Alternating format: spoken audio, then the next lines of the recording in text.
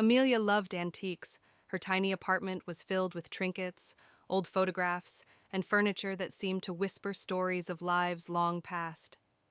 One rainy afternoon, while wandering through a forgotten corner of an estate sale, she stumbled upon a peculiar item, an ornate, full-length mirror with an intricately carved wooden frame.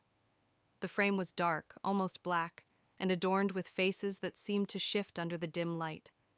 The seller, a frail old man with sunken eyes, hesitated when Amelia asked about it. "That mirror," he began, his voice barely above a whisper, "it's not for everyone." Amelia brushed off his ominous tone and insisted on buying it. She loved the eerie beauty of the piece and thought it would make a striking addition to her collection. She placed the mirror in her bedroom, directly opposite her bed. That night, as the rain lashed against the windows, she noticed something odd.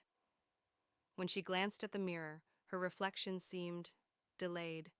It mimicked her movements a fraction of a second too late, as if it were trying to catch up. Shrugging it off as a trick of her tired eyes, she crawled into bed. But sleep was restless. She dreamt of the mirror, its surface rippling like water, hands pressing against the glass from the other side, and whispers she couldn't quite understand. Over the next few days, things got stranger. Objects in her room began to move slightly out of place. Her reflection would sometimes smile when she wasn't. And then, one evening, as she stood brushing her hair, she noticed something that froze her in place.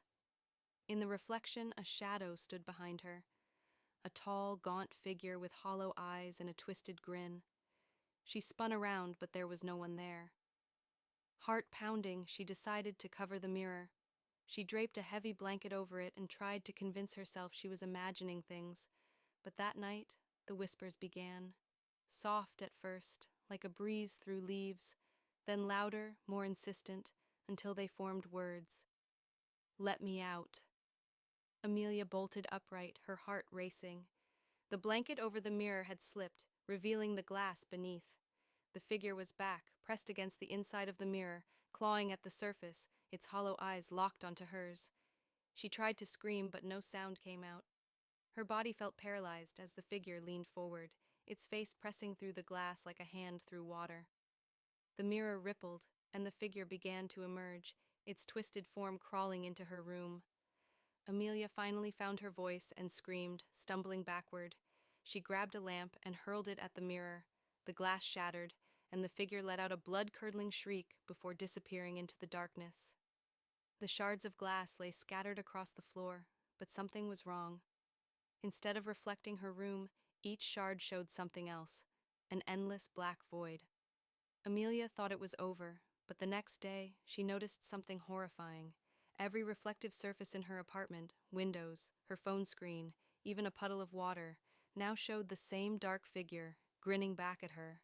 And then, one by one, the reflections began to disappear.